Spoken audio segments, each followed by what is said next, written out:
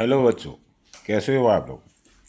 आज हम फिजिक्स का एक सबसे अनोखा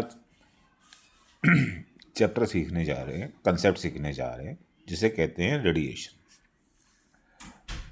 अब इसे एक चीज़ समझो। अभी तक हमने समझा कंडक्शन कहाँ होता है। कंडक्शन होता है सॉलिड्स के बीच में। वहाँ पर एक्चुअल मूवमेंट नहीं होती मॉलिक्यूल्स की या पार्टिकल्स की। फिर हमने कहा कि भाई पानी और हवा कैसे गर्म होती है, तो वो होती है कन्वेंशन के थ्रू। जाना था ना। अब समझो कि जब हम बाहर धूप में खड़े होते हैं तो हमारा चेहरा गर्म हो जाता है। कैसे, कभी सोचा।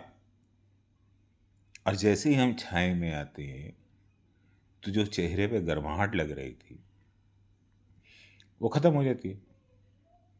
ये सब क्यों होता है, कैसे होता है।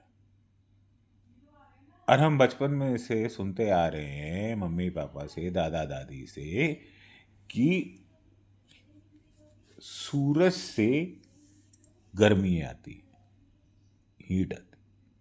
तो कैसे आती है।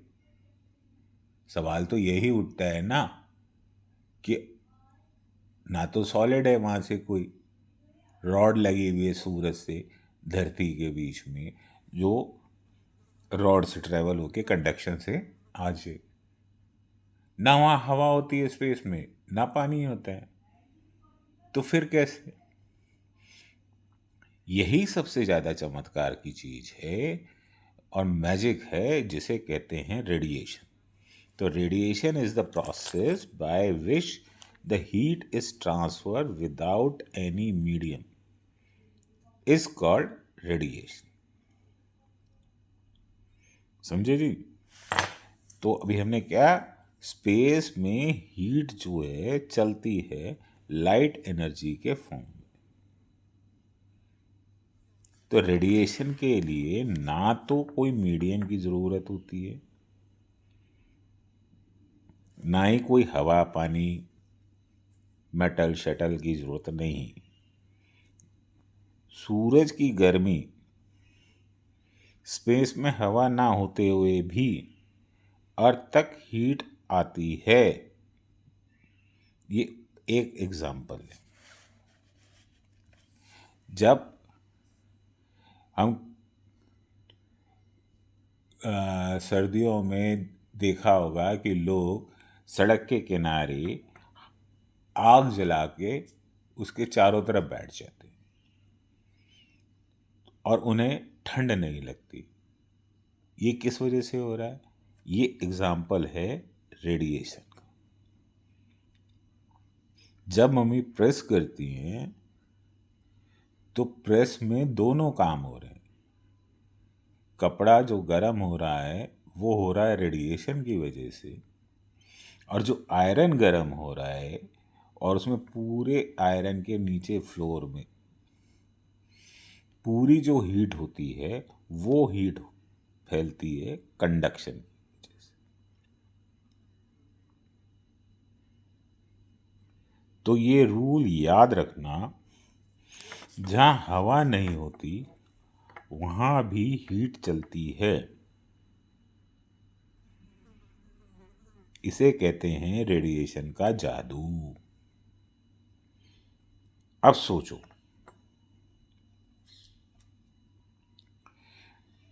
अब सोचो, स्पेस में ना तो हवा है ना पार्टिकल्स, फिर भी सनलाइट अर्थ को ट्रैक आती है, क्योंकि हीट लाइट वेव होती है। इसको इंफ्रारेड रेडिएशन के फॉर्म में ट्रेवल करती है। इसी वजह से ये एक इलेक्ट्रोमैग्नेटिक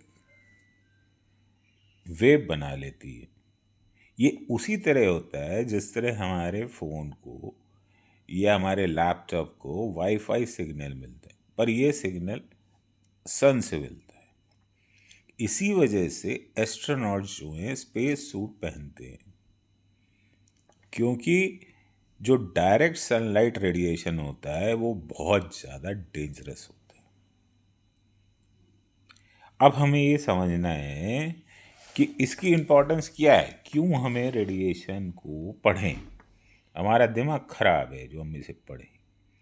हमें इसलिए पढ़ना है कि अगर हमें बड़े होके फिज़िक्स के बारे में जानना है, फिज़िक्स चैप्टर हम अपना मेन चैप्टर लेते हैं, तो light, heat wave, energy transfer, ये सब रेडिएशन के फॉर्म्स हैं। केमिस्ट्री पढ़ते हैं तो वहाँ पे emission, absorption of energies by the molecules. Biology पढ़ेंगे तो human body radiates heat to maintain its body temperature. Geography में वेदर एंड क्लाइमेट के जो चेंजेस होते हैं वो रेडिएशन की वजह से। हिस्ट्री में हमने देखा कि सनलाइट जो है कपड़े सुखाने के लिए, खाना सुखाने के लिए इस्तेमाल की गई थी। इकोनॉमिक्स में हम पढ़ेंगे सोलर पैनल से कन्वर्टिंग रेडिएशन की वजह से into energy. Green house traps radiations trap इन एटमॉस्फेयर, ये इन्वायरमेंटल साइंस के लिए ज़रूरी। तो कोई भी चैप्टर बच्चे इसको हल्के में नहीं लेना कि मेरे को समझ में नहीं। हल्का हल्का हर चीज़ को समझना। पता नहीं लाइफ में कौन सी फील्ड में आप आगे चल के चलोगे, लेकिन हिस्ट्री, ज्योग्राफी, इकोनॉमिक्स, सिविक्स, ये हर जगह आपको कहीं ना कहीं कोरिलेट करेगी। मैं आपको इसीलिए बता रहा हूँ कि चैप्टर साइंस को साइंस की तरह मत पढ़ो, किसी भी सब्जेक्ट को उनको सबको एक दूसरे से जोड़ दो, और जहाँ जोड़ोगे वहाँ तुम्हें मज़ेदार एक अच्छी चीज़ समझ में आएगी। दुनिया को बड़े होके देखने का, समझने का तरीका समझ में आएगा। अब क्योंकि हम फिज़िक्स पढ़ रहे हैं तो ये मान के चल रहा हूँ कि आपका फिज़िक्स में शायद आगे चल के इंटरेस्ट हो। तो रेडिएशन हमें क्यों समझना है? अगर हमें सैटेलाइट डिज़ाइन करनी है, सोलर पैनल्स डिज़ाइन करनी है, थर्मल शील्ड्स बनानी है, तो रेडिएशन को समझना ज़रूरी है। अगर हमें माइक्रोवेव ओवन्स बनाने हैं, रिमोट कंट्रोल, हीट सेंसर्स, जो हमने देखा है ना बड़े बड़ी बिल्डिंग में फायर अलार्म्स लगे होते, वो भी गर्मी, आग वहाँ तक नहीं पहुँचती, वो रेडिएशन की वजह से उनको हीट मिलती है उन सेंसर्स को, और वो अलार्म बजा देते हैं। ये वर्किंग है फायर अलार्म्स की, जो बड़ी बड़ी बिल्डिंग्स में लगे रहते।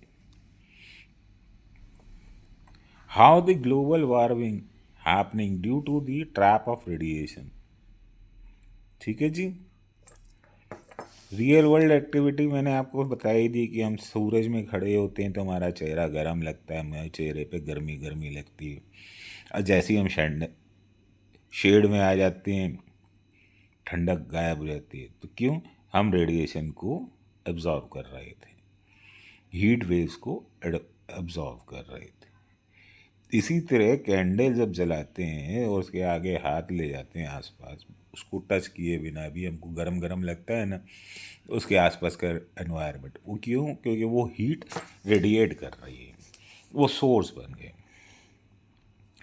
तो इसको ऐसे समझो कि जब कोई एक बॉडी सोर्स बन जाती है, गर्म होकर सोर्स बन जाती है, तो वो लाइट की तरह हर डायरेक्शन में हीट को रेडिएट करती है, फेंकती स्ट्रेट लाइन में।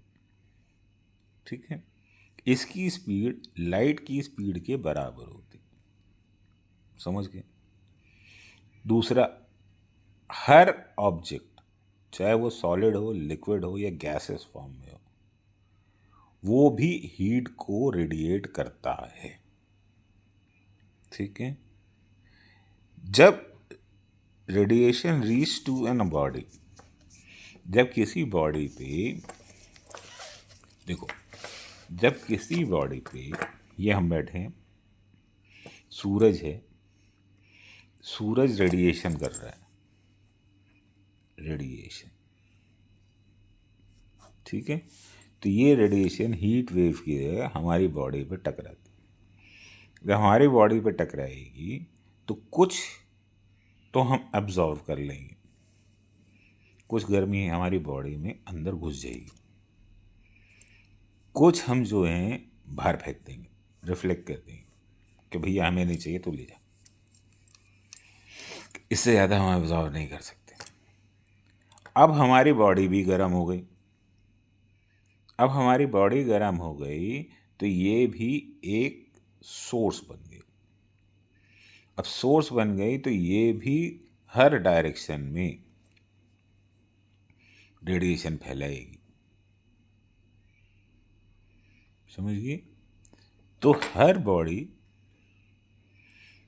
चाहे वो सॉलिड हो, लिक्विड हो, गैस हो, वो भी रेडिएशन करती है। हम भी एनर्जी दुनिया में फेंकते हैं, ये रूल है। कुछ हम एब्जॉर्व करते हैं, कुछ हम रिफ्लेक्ट करते हैं और कुछ हम अपनी फेंकते हैं। ये नियम को याद रखना है। ऐसी कोई बॉडी नहीं है जो एब्जॉर्व ना करे, रिफ्लेक्ट ना करे और अपने आप से रेडिएट ना करे। ठीक। अब बॉडी कितनी रिफ्लेक्ट करेगी, कितनी एब्जॉर्व करेगी, अब ये भी जानना जरूरी है, और कितनी रेडिएट करेगी। तीन हो गए ना, एब्जॉर्प्शन, रिफ्लेक्शन एंड रेडिएशन। तो ये डिपेंड करता है कि बॉडी का टेम्परेचर कितना है, किस रंग की बॉडी है। सफ़ेद रंग की होगी तो रिफ्लेक्शन ज़्यादा करेगी, काले रंग की तरफ डार्क कलर्स में होगी तो एब्जॉर्व ज़्यादा करेगी। अब ये देखो ना, सर्दियों में हम सफ़ेद कपड़े से पहनते हैं, ज़्यादातर लाइट कलर के कपड़े पहनते हैं। क्यों? क्योंकि हम हीट को रिफ्लेक्ट करना चाहते हैं, अपनी बॉडी में नहीं आना देना चाहते, इसलिए हम लाइट कलर्स पहनते हैं। और सर्दियों में हम डार्क कलर्स के पहनते हैं क्योंकि हमें हीट को ज़्यादा एब्जॉर्व करना चाहते हैं। फिर खुरदरी है नेचर या बॉडी चिकनी है। देखो, मार्बल जो होता है, वाइट मार्बल, संगमरमर, वो चिकना होता है, वो रिफ्लेक्ट करता है, इसलिए जल्दी ठंडा होता है।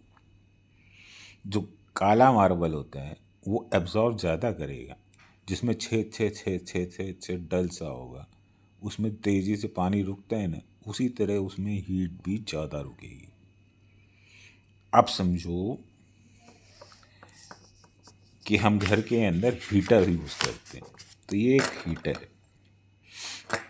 तो ये हीटर के अंदर यहाँ पर ये रॉड है, जब हम इसमें इलेक्ट्रिसिटी देते हैं तो ये रॉड रेड हो जाती है, देखा होगा ना। तो ये रेड होने पे ये एक हीट सोर्स बन जाता है। जब ये हीट सोर्स बन जाएगी तो ये रेडिएशन फैलाएगी। जब ये रेडिएशन फैलाएगी और हम यहाँ बैठे होंगे तो ये हमको डायरेक्ट हीट देगी, ठीक है जी। दूसरा, जब ये यहाँ कर रही है तो यहाँ जो एयर होगी रूम में वो गर्म होगी, वो ऊपर उठेगी, ऊपर ठंडी हवा इसकी जगह आएगी तो कन्वेंशन साइकिल भी चालू हो जाएगी।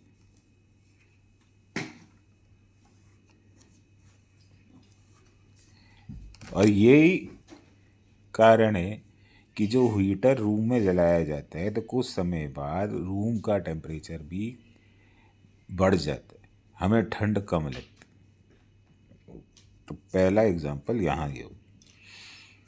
अब सर थर्मस, स्कूल लेके जाते हो ना वाटर बॉटल, उसके अंदर पानी गर्मियों में ठंडा रहता है।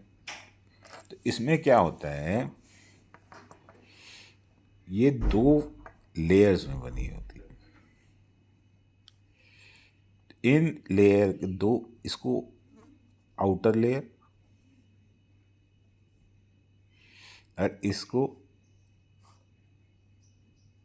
इनर लेयर, ठीक है। इन आउटर और इनर लेयर के अंदर वैक्यूम होता है और अंदर वाला जो फ्लास्क है इसमें ठंडा पानी, अब बाहर गर्म हो रहा है। अब रेडिएशन यहाँ आई तेजी से, लेकिन यहाँ एक वैक्यूम क्या कर रहा है, एक इंसुलेटर, एयर इंसुलेटर का काम कर रहा है। लेकिन इंसुलेटर का काम तो कर रहा है, लेकिन अब क्या हो रहा है, यहाँ पर रेडिएशन से हीट ट्रांसफ़र हो रही है। रेडिएशन से हीट इससे इधर जा रही है। फिर रेडिएशन की वजह से ये हिस्सा गर्म होने लगे, इनर वॉल गर्म होने लगेगी। और जब इनर वॉल गर्म होने लगेगी तो पानी भी गर्म होने लगेगा।